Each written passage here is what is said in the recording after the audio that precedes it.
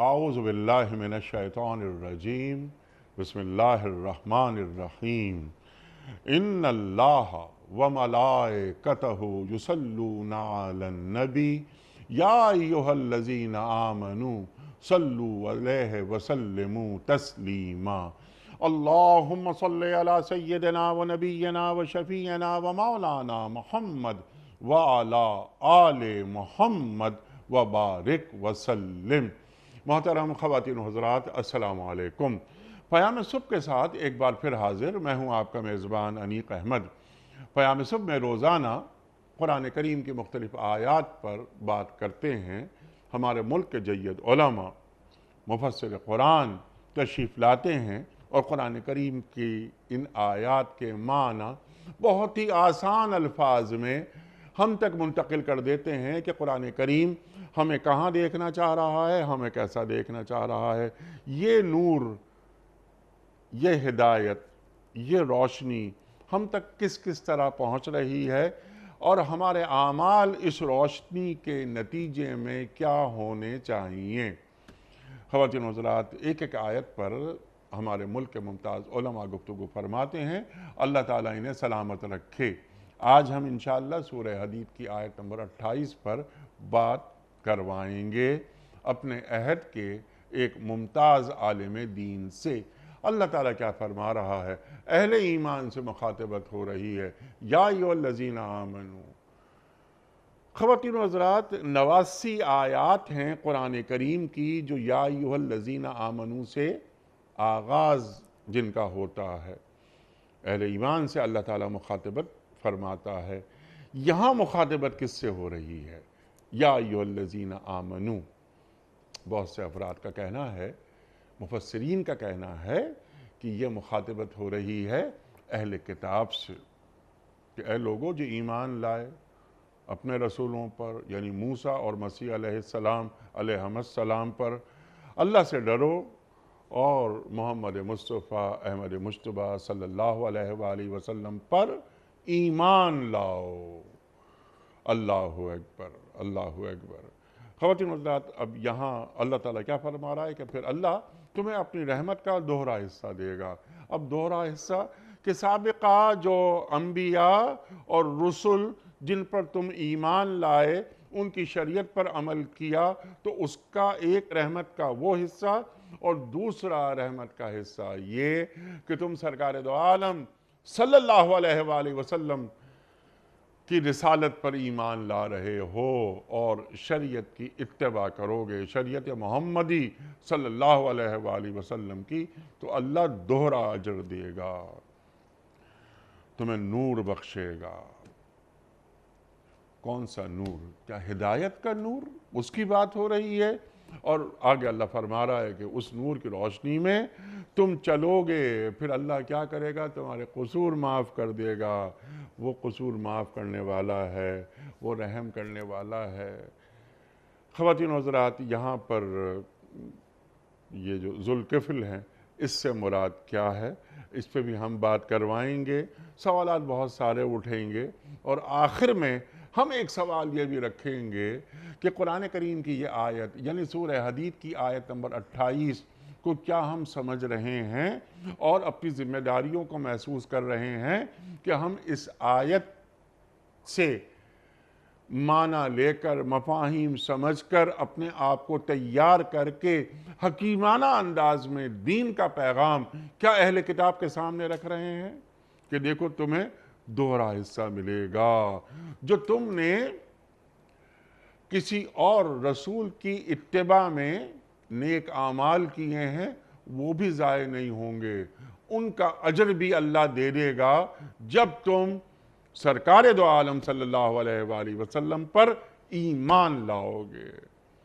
ख़वातीन व हज़रात, बहुत सारी बातें इस ज़ैल में आएंगी, सीखेंगे अपने अहद के जय्यद आलिम दीन से जो तशरीफ़ फरमा हैं इस्लामाबाद में, मोहतरम डॉक्टर हबीबुर रहमान आसिम साहब। ख़वातीन व हज़रात, डॉक्टर साहब ज़िंदगी भर मुख्तलिफ़ जामियात से आपका ताल्लुक़ रहा, पढ़ाते रहे और आज भी से मुराद रिटायरमेंट के बाद भी कई जामियात से आप मुंसलिक हैं और बस इल्म کی شمع جلا رہے ہیں، تبلیغ دین کر رہے ہیں۔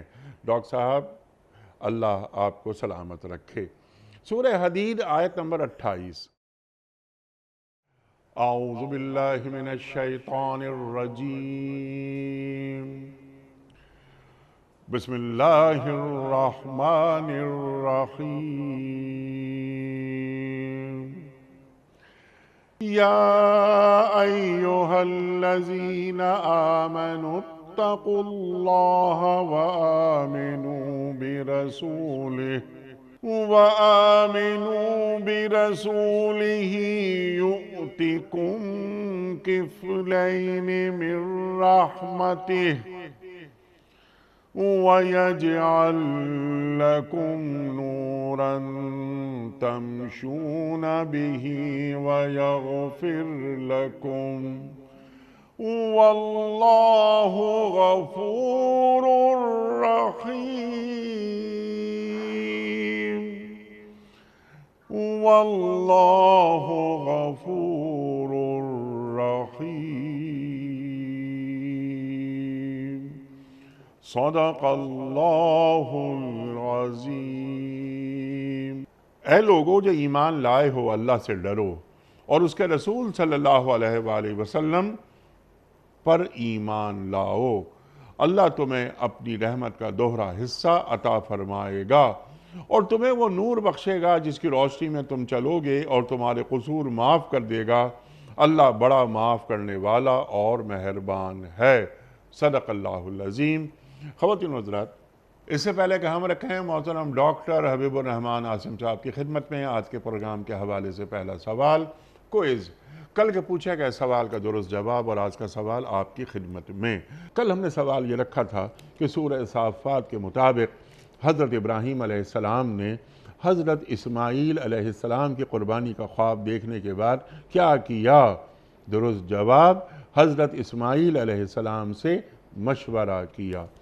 آج کا سوال نوٹ فرما لیجئے۔ بنو ہاشم سے معاشرتی مقاطعے کا معاہدہ کہاں رکھا گیا؟ کوہ صفا پر رکھا گیا، ابو لہب کے گھر رکھا گیا یا خانہ کعبہ کے دروازے پر لٹکایا گیا؟ جو درست جواب آپ سمجھتے ہوں روانہ فرمائیے۔ ہمارے فون نمبرز ہیں 0092213452709۔ ہمارا دوسرا فون نمبر ہے 009221343000980۔ ہمارا ای میل ایڈریس ps@dunyatv.tv، ہمارا SMS کا نمبر 3031 اور ہمارا واٹس ایپ کا نمبر ہے 009232182509194۔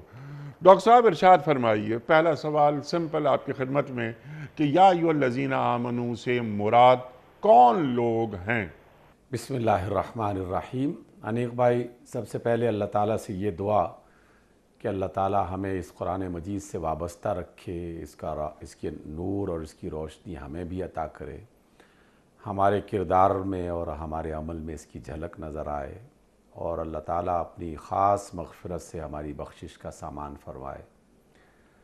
دیکھیے، اللہ تعالیٰ کی جتنی بھی آیات ہیں تو سبھی کے لیے رہنمائی اور روشنی کا ذریعہ۔ اللہ تعالیٰ جب لوگوں کو پکارتے ہیں یا ایھا الناس، تو اس میں ایمان والے بھی شامل ہو جاتے ہیں اور اس کے علاوہ بھی۔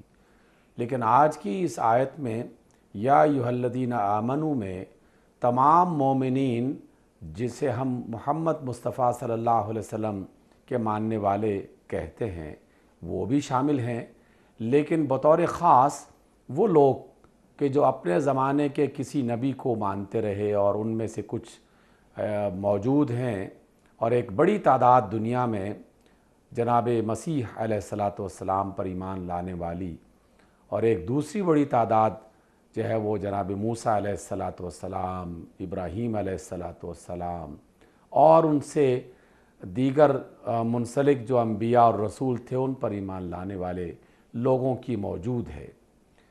تو اس میں یقیناً مومنین بھی مراد ہیں، ان سے انکار نہیں کیا جا سکتا، انہیں الگ نہیں کیا جا سکتا، لیکن زیادہ جو بنیادی خطاب ہے یہ اہل کتاب سے ہے۔ ٹھیک۔ اہل کتاب سے اس وجہ سے کہ انہوں نے کم از کم ایک مرحلہ طے کر لیا ہے اور اس پر اللہ رب العزت ان کے لیے ایک تکریم کا اور ان کی عزت کا اور ان پر ایک مہربانی کا اظہار فرما رہے ہیں کہ تم نے کم از کم یہ تو تسلیم کر لیا ہے کہ کائنات کا مالک اور خالق اللہ ہے، اللہ کو تم مانتے ہو، یہ بھی تم مانتے ہو کہ آخرت موجود ہے، دنیا میں کیے جانے والے اعمال کا حساب کتاب ہوگا اور اس کے نتیجے میں جنت یا دوزخ یعنی انعام یا سزا، یہ بھی تم مانتے ہو، تو کم از کم ایک بہت بڑا مرحلہ تم طے کر چکے۔ اور یہ بھی تم مانتے ہو کہ اللہ رب العزت جناب جبریل امین کے ذریعے سے دنیا میں موجود جو انبیاء اور رسول ہیں ان تک اللہ کا پیغام پہنچاتے رہے۔ اس زمن میں آپ نے موسیٰ علیہ السلام کو بھی مانا اور مسیح علیہ السلام کو بھی مانا، آسمان سے آنے والے صحیفوں اور کتابوں کو بھی مان لیا، تو کم از کم ایک بہت بڑا مرحلہ طے کر لینے کے بعد اب ایک دوسرا مرحلہ بھی ہے کہ جو تمہارا جناب موسیٰ اور جناب عیسیٰ اور ان کی کتابوں تورات اور انجیل اور صحف ابراہیم پر ایمان لانے کا جز ہے اور اس کا لازمی حصہ ہے، جب تک وہ تم پورا نہیں کرو گے تو تمہارا موسیٰ اور عیسیٰ علیہ السلام پر ایمان بھی کامل نہیں ہوگا، تورات اور انجیل پر بھی ایمان کامل نہیں ہوگا، اور وہ ہے کہ تم آخری نبی جن کی بشارتیں سابقہ انبیاء دیتے رہے اور جن کا ذکر تورات اور انجیل اور صحف ابراہیم میں ملتا ہے آپ کو، اور ہم سب اس بات کو پڑھتے بھی ہیں اور وہ تو بطور خاص اس بات کو پڑھا کرتے تھے اور جانتے تھے، تو ان سے کہا کہ جب تم نے ایک مرحلہ طے کر لیا تو جب آپ ایک قدم اور آگے بڑھاؤ، اور جس کا انتظار کر رہے تھے وہ نبی اور وہ رسول محمد صلی اللہ علیہ وسلم کی شکل میں جب آپ کے سامنے آ گئے ہیں تو ان کا انکار کرنے کی کیا اس میں دلیل ہے، تو انہیں تم تسلیم کر لو۔ تو اس لیے آپ نے جو سوال اٹھایا اس میں کوئی شک نہیں کہ اس میں اہل کتاب کو بطور خاص خطاب کیا گیا ہے، اور دیگر جو ایمان والے مومنین مسلمان ہیں وہ بھی کسی نہ کسی طریقے سے اس کا حصہ ہیں، اور اس کی تفسیر میں ہم انشاءاللہ بہت ساری باتیں آئندہ کی گفتگو میں آگے بڑھائیں گے، لیکن یہ خطاب یقیناً اہل کتاب کے لیے ہے۔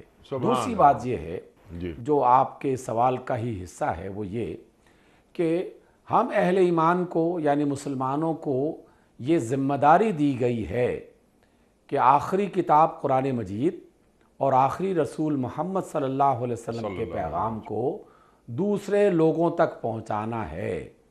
تو تبلیغ دین اس وقت تک پورا نہیں ہوگا جب تک کہ تمام لوگوں کو اللہ کی یہ بات پہنچانا دی جائے، اور ان میں زیادہ آسانی سے سمجھنے والے لوگ یقیناً وہ اہل کتاب ہوں گے، جن کی وجہ سے اللہ تعالیٰ نے ان کے لیے ایک نرم رویہ بھی اختیار کیا، اور ہمارے اور ان کے تعلقات کو بہتر بنانے کے لیے اور قریب لانے کے لیے کچھ ایسی سہولتیں بھی عطا کر دیں ہمارے ان کے رشتوں کو مضبوط بنانے کے لیے کہ جنہیں استعمال کرنا چاہیے۔ اس لیے اہل کتاب کو یہ بات بتانی ہے۔ سبحان اللہ، سبحان اللہ، بالکل واضح کر دیا آپ نے یہ بات کہ یہاں مخاطبت جو ہو رہی ہے وہ اہل کتاب سے ہو رہی ہے۔ اب ذرا سا آگے بڑھتے ہیں، ذمہ داریاں وغیرہ اہل ایمان کی کیا ہیں، یعنی جو امتی ہیں سرکار دو عالم صلی اللہ علیہ وآلہ وسلم کے، ان پر ذمہ داری اللہ تعالیٰ کیا عائد کر رہا ہے اس آیت کی روشنی میں، اس پر ہم آپ سے بات بعد میں کروائیں گے۔ اللہ تعالیٰ فرما رہا ہے کہ اے اہل کتاب، تم اگر محمد مصطفیٰ احمد مجتبیٰ صلی اللہ علیہ وآلہ وسلم پر ایمان لاؤ گے تو میں اپنی رحمت کے 2 حصے تمہیں عطا کروں گا۔ ذرا اسے کھول دیجئے آپ، ارشاد۔ دیکھیے انیق بھائی، یہ آیت جو ہے جو آپ نے پڑھی اور ہم جس کو سمجھنے کی کوشش کر رہے ہیں کہ یا ایھا الذین آمنوا اتقوا اللہ وآمنوا برسولہ، یہاں جو رسول کا لفظ مفرد یا سنگولر انداز میں استعمال کیا تو اس میں ہم سب ایک ہی معنی سمجھتے ہیں، اور مفسرین کا اتفاق ہے کہ یہاں رسول سے مراد محمد صلی اللہ علیہ وسلم۔ تو اس کا مطلب پہلا یہ ہوا کہ تمام مصطفی جو بھی رسول اللہ صلی اللہ علیہ وسلم کو مانتے ہیں، محمد علیہ السلام کی رسالت پر ایمان لاتے ہیں، انہیں اللہ کا یہ پیغام اہل کتاب تک پہنچانا چاہیے۔ سبحان اللہ۔ دوسری بات، جب اہل کتاب تک یہ بات ہم نے پہنچانی ہے تو اس میں اللہ تعالیٰ نے ہمارے لیے اور ان کے لیے ایک سہولت یہ پیدا کر دی کہ جب آپ کسی کے پاس جائیں تو اگر کوئی بشارت والی بات اور خوشخبری والی بات لے کے جائیں گے تو یقیناً اس کا دل نرم ہوگا، اور جب دل نرم ہوگا تو وہ آپ کی بات سننے کے لیے بھی تیار ہوگا اور ماننے کے لیے بھی اللہ تعالیٰ اس کا راستہ کھول سکتا ہے، اس کے دل کو کشادہ کر سکتا ہے۔ سبحان اللہ۔ تو نرم دل کرنے کے لیے آخر وہ کون سی بات ہے کہ جو انہیں بتائی جائے؟ انہیں یہ بات بتائی جا رہی ہے کہ دیکھو، جس نبی کو تم مانتے ہو اس نبی کو ہم بھی مانتے ہیں، اور جس اللہ کو اور آخرت کو تم مانتے ہو اس پر ہمارا بھی ایمان ہے۔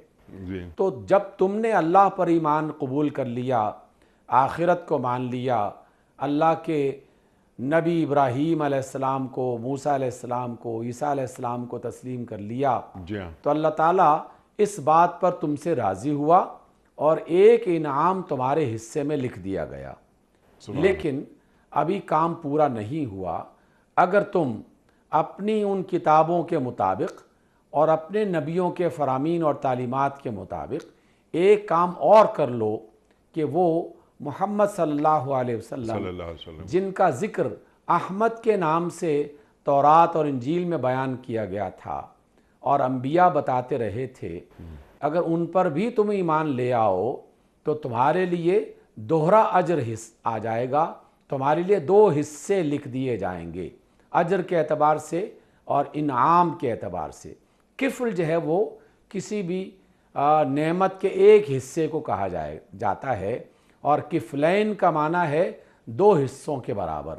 تو اس لیے وہ مسیحی جو عیسیٰ علیہ السلام پر ایمان لایا تو اس کی نعمت سے سرفراز ہوا، اللہ تعالیٰ کی رضا حاصل کی۔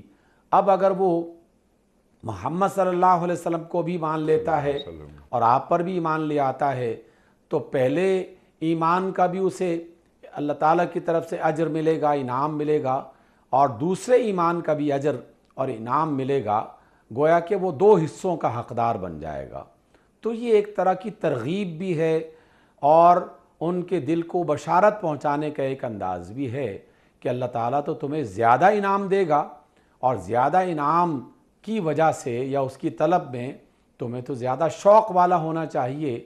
اور یہی وجہ ہے کہ جب آقا رحمت علیہ السلام صلی اللہ علیہ وسلم مدینہ منورہ تشریف لے جاتے ہیں تو وہاں یہود کے بہت سارے قبائل جو آباد تھے، تو ان میں سے بہت سارے یہودی ایمان لے آئے اور مومنین میں شامل ہو گئے، قبیلوں کے قبیلے ایمان لے آئے، اور وہ ایمان لانے والے اپنے دیگر ساتھیوں سے یہ کہا کرتے تھے کہ جناب آپ ہی تو ہمیں بتایا کرتے تھے کہ تورات میں آنے والے ایک نبی کی بشارت دی گئی ہے اور آنے والے نبی کی یہ علامتیں بتائی گئی ہیں، اور یہ ساری علامتیں تو محمد صلی اللہ علیہ وسلم کے حوالے سے پوری ہو رہی ہیں، تو جب یہ بات مانتے ہو تو پھر ایمان کیوں نہیں لاتے؟ دیکھیے، یہود کے بہت سارے علماء نے اس بات کو اپنے لوگوں کے سامنے بیان کیا، بیان کرتے ہوئے وہ خود بھی مومن ہوئے اور اپنے دیگر لوگوں کو بھی ایمان لانے پر آمادہ کیا۔ جن کے دل کسی لالچ میں پھنسے ہوئے تھے یا کسی اکڑ میں پھنسے ہوئے تھے، وہ ان تمام باتوں کو جاننے کے باوجود ایمان نہیں لائے، اور اس میں یقیناً وہ اللہ تعالیٰ کی طرف سے عذاب کا شکار ہوئے۔ دنیا میں بھی اللہ کے رسول صلی اللہ علیہ وسلم نے انہیں سزا دی ان کی نافرمانیوں کی وجہ سے، بغاوتوں کی وجہ سے، اور آخرت میں ان کے لیے بڑا عذاب لکھ دیا گیا۔ تو اس اعتبار سے یہ بات سمجھائی جا رہی ہے کہ جب تم موسیٰ اور عیسیٰ علیہ السلام کو مانتے ہو، ابراہیم علیہ السلام کو مانتے ہو، تو پھر محمد صلی اللہ علیہ وسلم کو نہ ماننے کی کوئی وجہ سمجھ میں نہیں آتی، جبکہ سابقہ کتابیں واضح طور پر تمہیں اس بات کی طرف رہنمائی کر رہی ہیں۔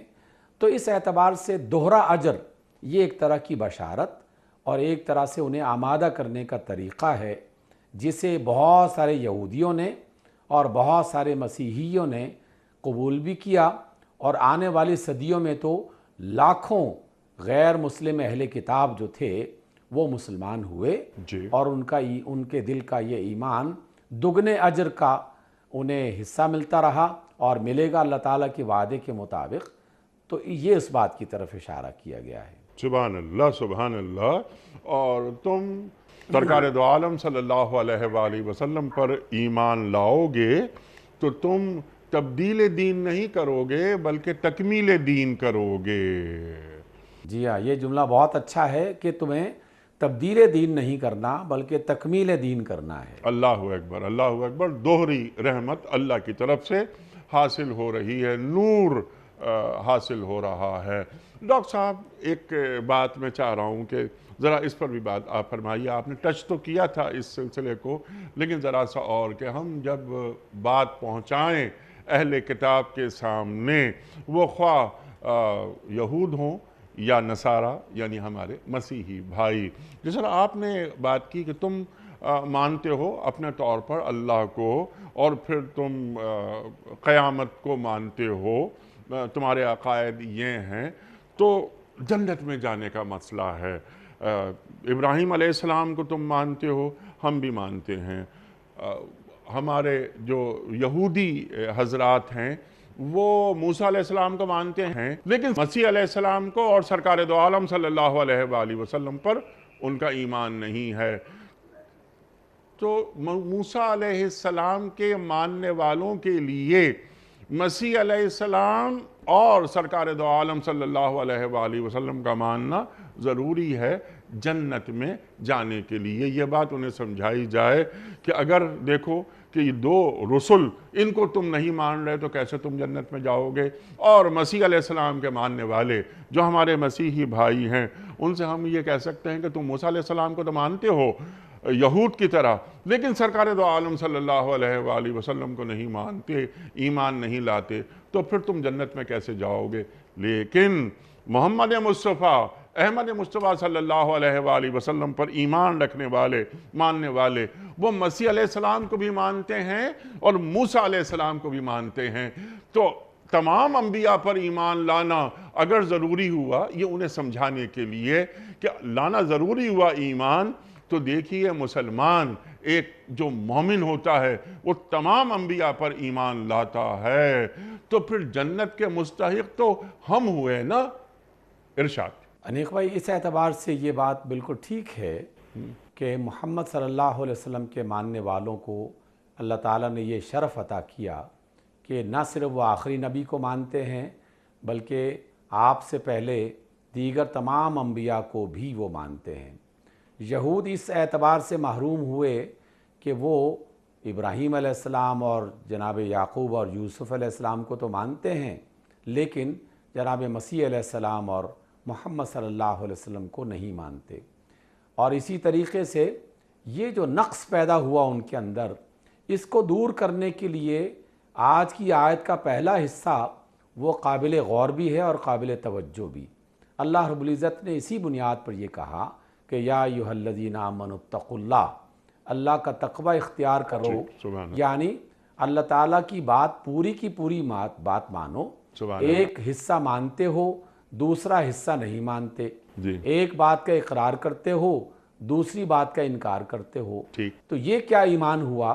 جب ایمان لاؤ اللہ پر تو پھر پورے طریقے سے ایمان لاؤ، اور جب اللہ کی بات ماننی ہے تو اللہ تعالیٰ کی ساری باتوں کو مانو۔ یہ تو قطعی طور پر اللہ تعالیٰ کو قبول نہیں ہے کہ اللہ کی کچھ باتوں کو مان لیا جائے اور کچھ باتوں سے انکار کر دیا جائے۔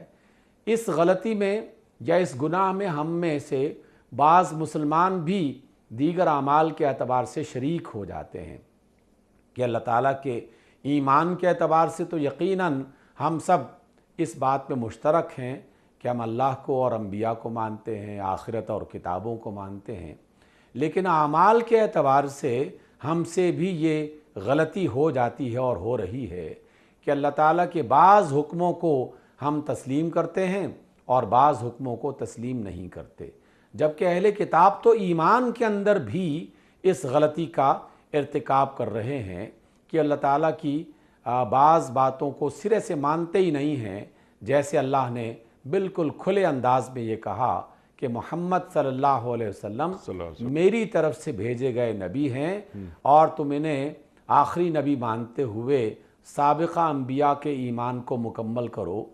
تو جب اللہ تعالیٰ کی یہ بات ان تک پہنچی تو انہوں نے انکار کر دیا۔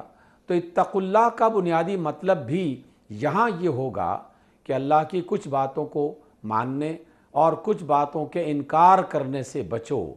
اللہ کی جو بات بھی تم تک پہنچے وہ ساری کی ساری باتیں مانو، کیونکہ ساری کی ساری باتیں اللہ تعالیٰ کی طرف سے آ رہی ہیں۔ تو بیک وقت دونوں چیزوں کو اکٹھا کیا گیا، ایک بشارت کی صورت میں کہ اگر تم نے محمد صلی اللہ علیہ وسلم کو بھی مان لیا تو سابقہ انبیاء پر ایمان کی وجہ سے اور آخری نبی پر ایمان کی وجہ سے تمہارے اجر میں اضافہ کر دیا جائے گا اور تمہیں دوہرا اجر دیا جائے گا۔ سبحان اللہ۔ اور دوسری طرف سے ڈرایا بھی جا رہا ہے کہ دیکھو یہ قطعی طور پر اللہ تعالیٰ کو قبول نہیں ہے کہ تم اللہ کی کسی بات کو مانو اور کسی بات سے انکار کر دو۔ اس لیے جو تقوی کا دعویٰ کر رہا ہے یا جو تقوی کی راستے پر چلنا چاہتا ہے تو اسے اللہ تعالیٰ کی ساری باتوں کو ماننا چاہیے، یعنی سارے انبیاء کو ماننا چاہیے، ساری کتابوں کو ماننا چاہیے، سارے حکموں کو ماننا چاہیے، پھر اس کا ایمان مکمل ہوگا اور پھر وہ اللہ تعالیٰ کی رحمت کا حقدار ہوگا۔ بنیادی باتیں اور بنیادی نکات تو گفتگو میں آپ کے آ گئے، اب ہم ذرا سا اس آیت کو مکمل کرتے ہیں۔ تو اللہ تعالیٰ پھر اجر دے رہا ہے، رحمت دوہری، دو گنا رحمت مل رہی ہے اگر کوئی غیر مسلم یعنی اہل کتاب مسلمان ہوتا ہے۔ پھر اللہ تعالیٰ فرما رہا ہے کہ میں تمہیں ایک نور بخشوں گا، اس کی روشنی میں تم چلو گے، دوسرا کام۔ تیسرا کام، میں تمہارے قصور معاف کر دوں گا۔ اللہ اکبر، یعنی کیسی کیسی ترغیبات دی جا رہی ہیں۔ اب یہاں پر نور سے مراد کیا ہے؟ کیا ہدایت کی بات ہو رہی ہے؟ کیا قرآن کریم کی بات ہو رہی ہے؟ ارشاد۔ انیق بھائی بالکل واضح جو آپ نے ابھی بات ارشاد فرمائی ہے وہی اس سے مراد ہے کہ قرآن مجید میں جب بھی کبھی نور کا لفظ استعمال ہوا جی تو مختلف معنی اس کے سامنے آتے ہیں۔ اپنے سیاق و سباق کے اعتبار سے وہ معنی یقیناً متعین ہوتا ہے۔ جب نور کا لفظ اللہ کی ذات کے حوالے سے آئے گا تو اللہ نور السماوات والارض، وہ اس خاص کیفیت میں ہمارے سامنے معنی آتا ہے۔ جب یہ نور کا لفظ محمد صلی اللہ علیہ وسلم کے کسی حوالے سے آتا ہے تو آپ علیہ السلام کی ذات، آپ کی شخصیت، آپ کی تعلیمات، آپ کا کردار، یہ سب کا سب اس نور کا پرتو اور اس نور کی تفسیر بنتا ہے۔ اور جب یہ نور قرآن مجید کے حوالے سے آتا ہے تو اس میں کوئی شک باقی نہیں رہتا کہ اللہ رب العزت نے واضح اور دو ٹوک انداز میں قرآن مجید کو نور قرار دیا ہے۔ اور نور بنیادی طور پر یعنی روشنی بنیادی طور پر کیا کام کرتی ہے؟ روشنی راستہ دکھاتی ہے۔ جب بھی تاریکی ہوگی تو کوئی بھی چلنے والا شخص یا کوئی بھی چلنے والا اسے راستہ سجائی نہیں دے گا اور اندازہ نہیں ہوگا کہ وہ صحیح راہ پہ چل رہا ہے کہ نہیں چل رہا۔ روشنی آ جائے گی اور راستہ دکھائی دینے لگے گا تو یقیناً اس کے لیے فیصلہ کرنا آسان ہو جائے گا کہ ہاں یہ وہ صحیح راستہ ہے اور مجھے اس پر چلنا چاہیے۔ اسی کو ہی ہدایت کہا جاتا ہے، اسی کو رہنمائی کہا جاتا ہے۔ تو جو شخص ابراہیم علیہ السلام، پھر آپ کے بعد موسیٰ علیہ السلام، پھر آپ کے بعد مسیح علیہ السلام، پھر آپ کے بعد جناب محمد علیہ السلام پر ایمان لاتا ہے، تو اب اللہ تعالیٰ انعام کے طور پر قرآن مجید کی شکل میں ایک ایسا نور اسے عطا کر دے گا جو زندگی کی راہوں میں اسے رہنمائی کرتے ہوئے ایک ایسی منزل پہ پہنچا دے گا جسے کامیابی کی منزل کہا جاتا ہے، جسے فلاح کی منزل کہا جاتا ہے۔ یہی وجہ ہے کہ قرآن اور صاحب قرآن جناب رسول اللہ صلی اللہ علیہ وسلم لوگوں کو تاریکیوں سے نکال کر روشنی کی طرف لاتے ہیں اور روشنی دکھا کر انہیں زندگی کی راہ پر ایسی راہ پر چلاتے ہیں ٹھیک۔ جو کامیابی اور فلاح کی راہ بنتی ہے۔ تو یہ بہت بڑا انعام ہے، جس شخص کو یہ انعام مل جائے یقیناً وہ خوش نصیب لوگوں میں شامل ہو جائے گا۔ ٹھیک۔ انیق بھائی، یہاں ہمیں ایک بات کو تازہ کرتے رہنا چاہیے، اپنے لیے بھی اور دیگر تمام اہل ایمان کے لیے بھی اور اہل کتاب کے لیے بھی، جی۔ کہ جب ہم نے اللہ کی بات مان لی تو اللہ تعالیٰ ہم پر مہربان ہوتے ہوئے زندگی کی تمام مشکلات سے بچنے کا راستہ بتاتے ہیں اور صحیح راستے پر چلنے کا طریقہ بتاتے ہیں۔ جی۔ لیکن اگر کوئی شخص عیسائی ہو اور ایمان قبول نہ کرے تو یقیناً قرآن کو نہیں مانے گا، قرآن کو نہیں مانے گا، صحیح راستے پر چلنا اس کے لیے مشکل ہو جائے گا۔ ٹھیک۔ مسلمان ہو، مصطفیٰ علیہ السلام کو مانتا ہے، قرآن کو مانتا ہے، لیکن ماننے کے باوجود اس پر عمل کرنے کے لیے تیار نہیں ہے تو یقیناً وہ بھی محروم رہے گا اپنی زندگی کے صحیح راستے سے۔ ٹھیک۔ تو اس اعتبار سے یہ دونوں کے لیے ہی قابل توجہ بات ہے، اہل کتاب کے لیے ترغیب اور انہیں اللہ تعالیٰ کی طرف سے بشارتیں سنا کر یہ بات کہی جا رہی ہے کہ زندگی میں کامیاب ہونا چاہتے ہو تو قرآن کا اور رسول محمد صلی اللہ علیہ وسلم کا راستہ اختیار کرو، تو یہ روشنی تمہیں آخری منزل تک کامیابی سے پہنچا دے گی۔ سبحان اللہ۔ اور اہل ایمان مسلمانوں سے یہ کہا جا رہا ہے کہ گھر میں چراغ ہو، گھر میں روشنی کا بندوبست ہو، لیکن اگر اپنی آنکھیں تم نے خود بند کر لی ہیں اور اپنے دل پر خود قفل لگا لیا ہے تو پھر یہ روشنی ہونے کے باوجود تمہیں راستہ نہیں دکھائے گی۔ اس لیے کہ یہ بات تو حقیقت پر مبنی ہے اور ہم سب اس کا تجربہ کرتے ہیں کہ انسان کے دیکھنے کے لیے دونوں چیزوں کی اشد ضرورت ہے، ایک ظاہر کی روشنی جو راستہ دکھاتی ہے اور ایک اندر کی روشنی جو آنکھوں کے ذریعے سے اور دل کے ذریعے سے انسان کو آگے بڑھانے میں اور راستے پر چلنے پر آمادہ کرتی ہے۔ میری آنکھیں بند ہو جائیں تو سورج چمک بھی رہا ہو تو میری آنکھیں بند ہونے کی صورت میں مجھے روشنی دکھائی نہیں دے گی، اور میری آنکھیں کھلی ہوں لیکن سورج ہی نہ ہو تو تب بھی مجھے کچھ دکھائی نہیں دے گا۔ دونوں چیزوں کی موجودگی میں پھر مجھے پتہ چلے گا کہ ہاں یہ راستہ ہے اور مجھے یوں چلنا چاہیے۔ قرآن کی صورت میں، رسول اللہ صلی اللہ علیہ وسلم کی صورت میں سراج منیر، آفتاب چمکتا ہوا موجود ہے، لیکن اگر ہم نے اپنی آنکھیں بند کر لیں تو قصور ہمارا ہوگا۔ اور اہل کتاب کے سامنے بھی یہ بات کہی جا رہی ہے کہ تورات اور انجیل تو مسلسل تمہیں قرآن اور مصطفیٰ علیہ السلام کی طرف دھکیل رہی ہیں اور تمہیں بتا رہی ہیں کہ اس طرف جاؤ، لیکن اگر تم نہیں جاؤ گے تو یہ بھی آنکھیں بند کرنے کے مترادف ہے۔ اس لیے نور جو عطا کرے گا وہ اللہ تعالیٰ اس وقت عطا کرے گا جب ہم اپنے دل کی آنکھیں اور ظاہر کی آنکھیں کھول کر یہ ارادہ کر لیں اور اللہ سے یہ طلب کریں کہ اے اللہ ہم تیری راہ پہ چلنا چاہتے ہیں، تو ہماری رہنمائی فرما۔ تو اللہ تعالیٰ دل کو بھی روشن بناتا ہے اور راستے کو بھی آسان بناتا ہے۔ سبحان اللہ، سبحان اللہ۔ اور آپ نے کیا سبحان اللہ، کیا خوبصورت بات فرمائی کہ ہمیں کیا نصیحت اللہ تعالیٰ اس آیت میں دے رہا ہے، یعنی ہم اہل ایمان کو ہمارے معاملات یا ہمارا عمل وہ نہیں ہونا چاہیے جو اہل کتاب کا عمل ہوا۔ یہ توریت ان کے پاس تھی، اگر یہ توریت پر عمل کرتے تو اللہ آسمانوں سے بھی رحمت نازل کرتا اور زمین بھی خزانے ان کے لیے اگلتی۔ افتؤمنون ببعض الکتاب وتکفرون ببعض، تم نے کیا کیا کہ توریت کی کچھ باتوں پر ایمان لائے اور کچھ باتوں پر ایمان نہیں لائے۔ تو اے اہل ایمان، اے مسلمانوں، اپنا عمل ویسا نہ رکھنا کہ جیسا کہ یہود نے رکھا کہ توریت کے کچھ حصوں پہ ایمان لاتے تھے اور کچھ پہ ایمان نہیں لاتے تھے۔ تو ہماری ذمہ داری بھی کیا ہے؟ ایک اور ذمہ داری ہماری، اس پر میں آپ سے آگے بات کرواؤں گا۔ یہاں اللہ فرما رہا ہے ڈاکٹر صاحب میں تمہارے قصور معاف کر دوں گا، جو تم نے موسیٰ علیہ السلام کے امتی کی حیثیت سے سر انجام دیے یا مسیح علیہ السلام کے امتی کی حیثیت سے سر انجام دیے، قصور معاف کر دوں گا۔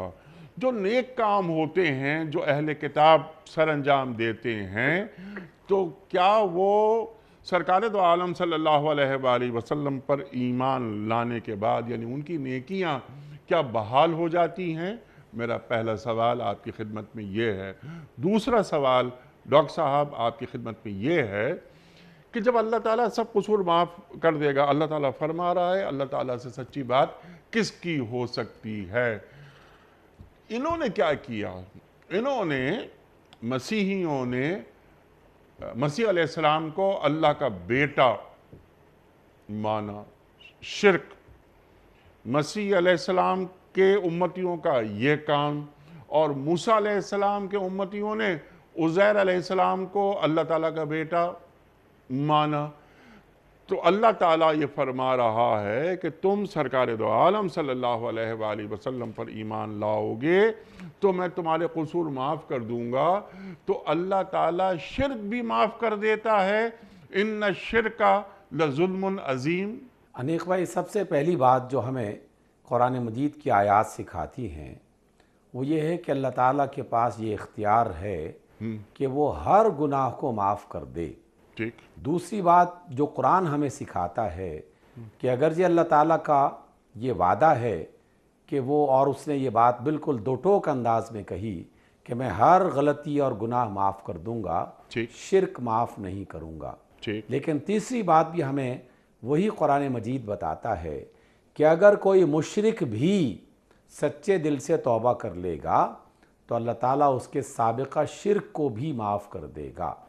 یعنی اگر کوئی مشرک بت پرست جو کہ اللہ کو بھی نہیں مانتا یا اللہ تعالیٰ کے ساتھ مختلف مخلوقات کو شریک ٹھہراتا رہا، جس روز اس نے کلمہ شہادت کا اقرار کر لیا اور ایمان کے دائرے میں آ گیا، رسول اللہ صلی اللہ علیہ وسلم کی امت میں شامل ہو گیا، تو اس کے سابقہ شرک کے تمام گناہ، چاہے وہ شرک جیسے ہوں یا اس سے بھی بڑے، وہ معاف ہو جاتے ہیں۔ انیق بھائی، اس حوالے سے ہمیں احادیث میں کئی موقعوں پر یہ بات بار بار سنائی دیتی ہے۔ بعض اصحاب رسول، ان سے کوئی ایسی غلطی ہو گئی تو انہوں نے اس غلطی کے موقع پر یہ بات کہی کہ کاش میں آج ہی مومن ہوا ہوتا تو میں ان تمام غلطیوں سے پاک ہو چکا ہوتا۔ اس کا مطلب یہ ہے کہ ایمان انسان کی سابقہ تمام خطاؤں کو معاف کرنے کا بہت بنیادی اور بڑا ذریعہ ہے۔ اہل کتاب جو موسیٰ علیہ السلام کو اللہ کا بیٹا یا عزیر علیہ السلام کو اللہ کا بیٹا یا مسیح علیہ السلام کو اللہ کا بیٹا اہل کتاب میں سے جو بھی مانتے رہے، تو شرک جیسے گناہ سے بھی وہ توبہ کر لیں گے جب وہ محمد صلی اللہ علیہ وسلم کی نبوت اور آپ کی رسالت پر ایمان لائیں گے، کیونکہ آپ پر ایمان لانے کا پہلا تقاضا ہی یہی ہے کہ تم یہ کہو کہ اللہ کے سوا کوئی معبود نہیں۔ اس کا تقاضا یہ ہے کہ تم یہ کہو کہ اللہ تعالیٰ نے نہ کسی کو جنا، نہ وہ جنا گیا، نہ اس کی کوئی اولاد، نہ وہ کسی کی اولاد، نہ اس کے برابر اور ہمسر کوئی ہو سکتا ہے۔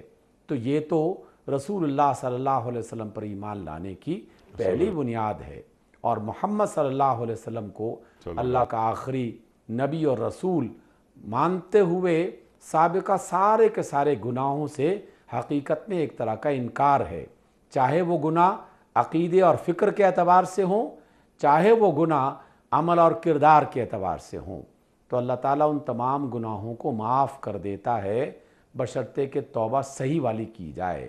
تو یہ اللہ تعالیٰ کی طرف سے بہت بڑی بشارت ہے اہل کتاب کے لیے بھی اور اہل ایمان کے لیے بھی، کہ اگر کسی غلط فہمی کی بنیاد پر وہ کوئی ایسا کام کر بیٹھا جو شرک کے قریب قریب ہو رہا ہے یا شرک جیسا ہے، تو تب بھی توبہ اسے معاف کرنے کا بہت بڑا ذریعہ ہے۔ ہاں، اگر کوئی شخص شرک ہی کی حالت میں اس دنیا سے رخصت ہو گیا اور اسی حالت میں اس کی موت آ گئی، تو پھر اسے ڈرنا چاہیے کہ اللہ تعالیٰ نے سخت ترین عذاب کی اسے بشارت دے رکھی ہے۔ ٹھیک، سبحان اللہ سبحان اللہ۔ ڈاکٹر صاحب آپ نے بالکل واضح کر دی یہ بات کہ اگر کوئی غیر مسلم یعنی اہل کتاب میں سے کوئی شخص دین قبول کرتا ہے، سرکار دو عالم صلی اللہ علیہ وآلہ وسلم پر ایمان لاتا ہے، تو اللہ تعالیٰ اس کے قصور بھی معاف کر دیتا ہے۔ رحمت کا دوہرا حصہ اس پہ بات ہو چکی ہے، جو اللہ نوازتا ہے اسے۔ ڈاکٹر صاحب، وقت مکمل ہو رہا ہے ہمارے پروگرام کا۔ آخری سوال آپ کی خدمت میں، یہ آیت ہم اہل ایمان پر کیا ذمہ داریاں عائد کر رہی ہے؟ میرا اشارہ آپ سمجھ گئے ہوں گے کہ ہم اہل کتاب کے ساتھ کس طرح کا مکالمہ کریں، کس طرح ان کو ایک شائستہ انداز میں، حکیمانہ انداز میں دین کی بات پہنچائیں اور دین کا وہ پیغام اور وہ نوید سنائیں جو قرآن کریم بیان کر رہا ہے، جس کی تشریح آپ نے فرما دی۔ تو یہ یا ایھا الرسول بلغ ما انزل الیک من ربک، اے میرے رسول صلی اللہ علیہ وآلہ وسلم پہنچا دیجئے، ابلاغ کر دیجئے اس چیز کا جو اللہ کی جانب سے آپ پر نازل ہوئی۔ ختم نبوت ہو گئی، کار نبوت باقی ہے۔ آج ہم اہل ایمان کی کیا ذمہ داری ہے کہ کم از کم یہ اہل کتاب، اللہ مسیحی تو بہت قریب ہیں، مسیحیوں کے تعلق سے قرآن کریم بہت نرمی کی بات کرتا ہے۔ آپ تو ڈاکٹر صاحب ہمارے استاد ہیں، قرآن کریم کی کیسی کیسی آیات ہیں کہ ان میں وہ لوگ بھی ہیں جو راتوں کو اٹھتے ہیں، قسیسین ہیں وغیرہ وغیرہ۔ تو مسیحی بہت بڑی تعداد میں دنیا میں موجود ہیں، تو ہم بہت ہی انکسار کے ساتھ، ادب کے ساتھ، شائستگی کے ساتھ دین کا پیغام حکیمانہ انداز میں، دلنشیں انداز میں ان تک کیسے پہنچا سکتے ہیں؟ ہمیں کیا کرنا چاہیے؟ انیق بھائی، یہ آپ کی جو بات ہے یہ بہت ہی قابل توجہ اس اعتبار سے ہے کہ قرآن اور اللہ کے رسول صلی اللہ علیہ وسلم مسلسل اور بار بار ہمیں اسی بات کی تعلیم دے رہے ہیں۔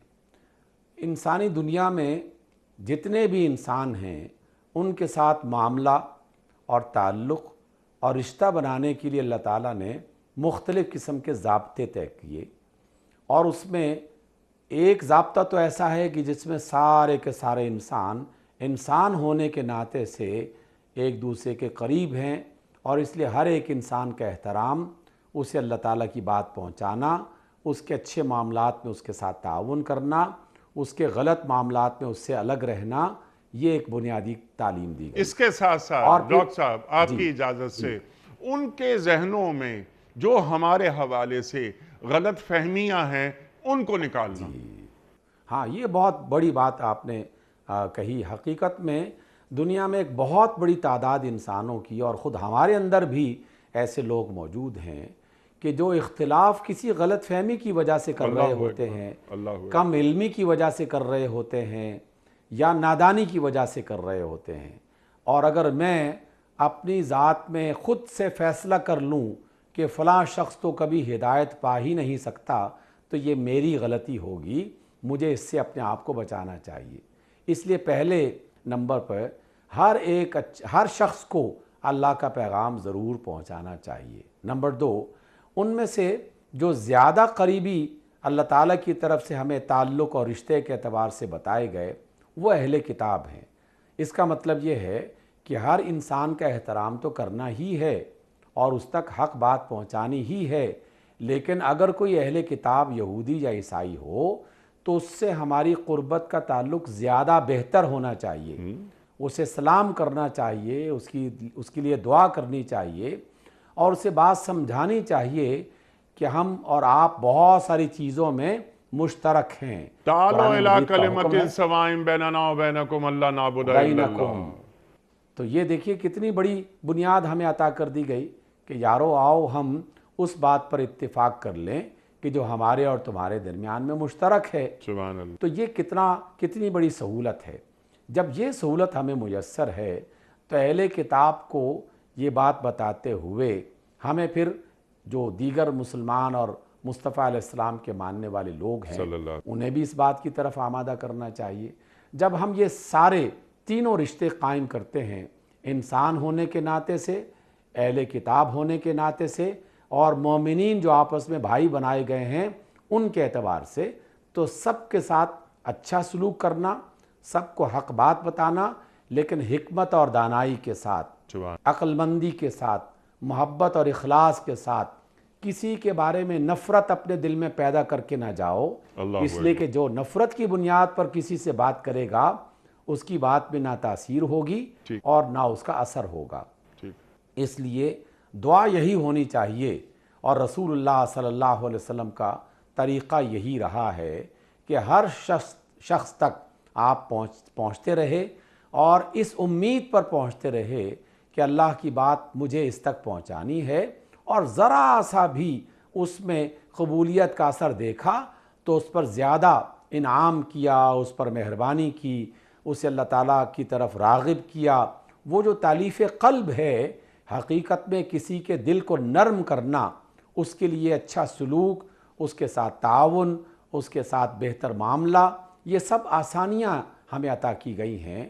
تو اس کی بنیاد پر ہم یہ توقع کر سکتے ہیں کہ اللہ تعالیٰ ہمارے ایمان کو بھی مضبوط بنائے گا اور کسی بھٹکے ہوئے شخص کو بھی ہماری وجہ سے صراط مستقیم پر لے آئے گا۔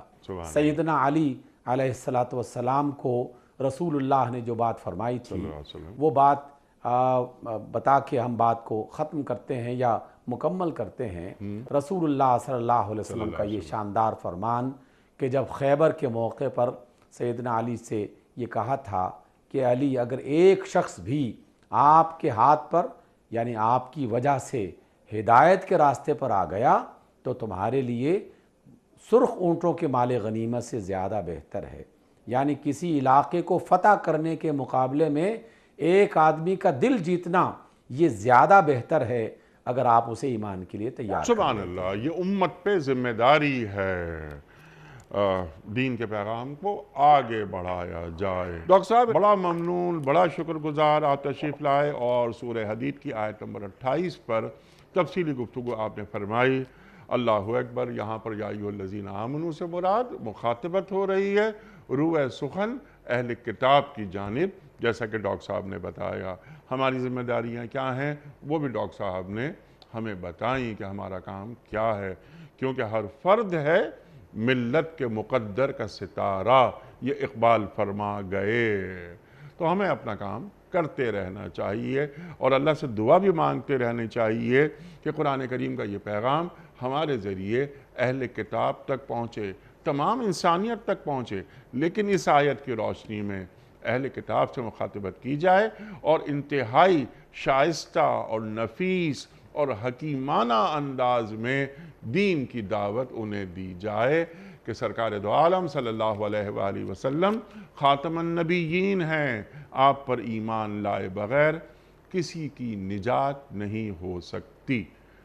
وقت مکمل ہوا ہمارے آج کے پروگرام کا، بہت ساری گفتگو مزید ہو سکتی ہے، کسی اور پروگرام میں کریں گے انشاءاللہ تعالی۔ خواتین و حضرات، کوئز کل کا سوال یہ تھا ہمارا کہ سورہ صافات کے مطابق حضرت ابراہیم علیہ السلام نے حضرت اسماعیل علیہ السلام کی قربانی کا خواب دیکھنے کے بعد کیا کیا؟ درست جواب، حضرت اسماعیل علیہ السلام سے مشورہ کیا۔ آج کا سوال نوٹ فرما لیجئے۔ بنو ہاشم سے معاشرتی مقاطعے کا معاہدہ کہاں رکھا گیا؟ کوہ صفا پر، یا ابو لہب کے گھر پر، یا خانہ کعبہ کے دروازے پر لٹکایا گیا؟ جو درست جواب آپ سمجھتے ہو روانہ فرمائیے۔ ہمارے فون نمبرز ہیں 0092214527009۔ ہمارا دوسرا فون نمبر ہے 009221343000980۔ ہمارا ای میل ایڈریس ps@dunyatv.tv، ہمارا SMS کا نمبر 3031 اور ہمارا واٹس ایپ کا نمبر ہے 009232182509194۔ قرآن اندازی کراچی میں کوئی مہمان نہیں، ایک پرچی میں نے نکالی، اور یہ ہیں نذیر احمد اسلام آباد سے۔ نذیر احمد اسلام آباد سے۔ نذیر صاحب، آپ کی خدمت میں دنیا ٹی وی کی جانب سے دینی کتب پر مشتمل گفٹ ہیمپر آپ کے گھر روانہ کیا جا رہا ہے۔ آپ کو بہت بہت مبارک ہو۔